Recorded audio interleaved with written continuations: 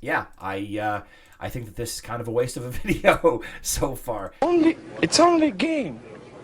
Why you have to be mad? What is up, heroes of Dominion? My name is Charlie. This is Hero War Central, and in today's video, we're going to take a look at the new City of Asgard minions and buffs and all of that. Before we do, I want to discuss Ascension to Asgard. Great opportunity in this event. It's a very, very, very low return on investment event.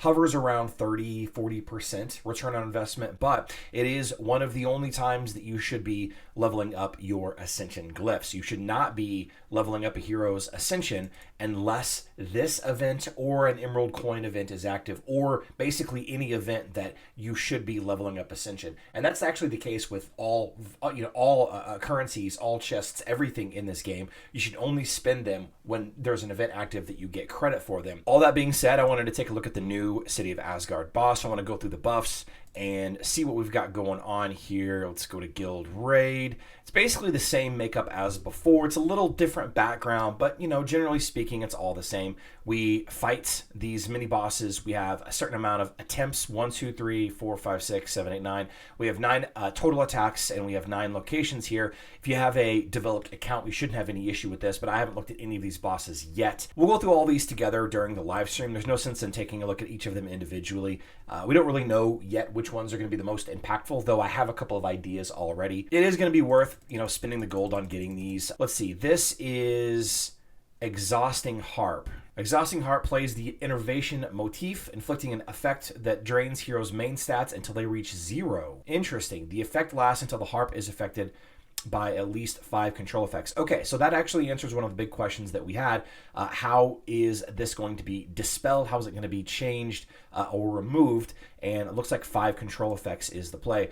So this is the team that I used generally for all of the Osh minions in that week's set of fights, right? We're going to be going back and forth between the Maestro and Osh the Eternal Keeper, back and forth, back and forth. This is the team that I've been using. It's a team that I leveled up mostly for the for the actual Osh fight itself, though it's full of good heroes. Most people probably have this team leveled up. Unfortunately, it looks like that my guild has set the level at 65. It is very likely that we didn't have an opportunity to do anything with the minion level this week. It's going to be kind of hard to get a nice test on how this is going to work. But, a level 65 boss is going to be very easy to kill. Here's the Thundering Horn. Let's see. The Thundering Horn plays the Deafening motif, inflicting stun and damage over time on 3 closest heroes. The effect lasts until the heroes receive appropriate healing. Again, going to be kind of hard to test this since it's only level 65. We should probably just going to go in and one-hit this thing. Yeah, bonk. 166,000 health is how much it had. Yeah, that's okay. We'll just go ahead and take care of that. And I don't know if this is actually a boss or if this is just, let's see. Fabric between the rails, one thing, special ability. Physical attacks deal no damage. Okay, so this is basically us being able to test out the toggling between. Oh, I see. Okay. So in the material world, they're taking physical damage. We toggle over to the astral plane. They're immune to physical damage. This charges up a little bit. By the way, the W button on your keyboard is the hotkey or the interface to go back and forth. It looks like you can't switch until it's full, but you can stay as long as you want. But we're going to switch back. Yeah, interesting. I actually really like this mechanic. Huh. Okay. Very cool. And I'm guessing, maybe this is a boss. Okay, so we only have the two bosses, and the rest of these are just general purpose minions. I wonder if they all have the.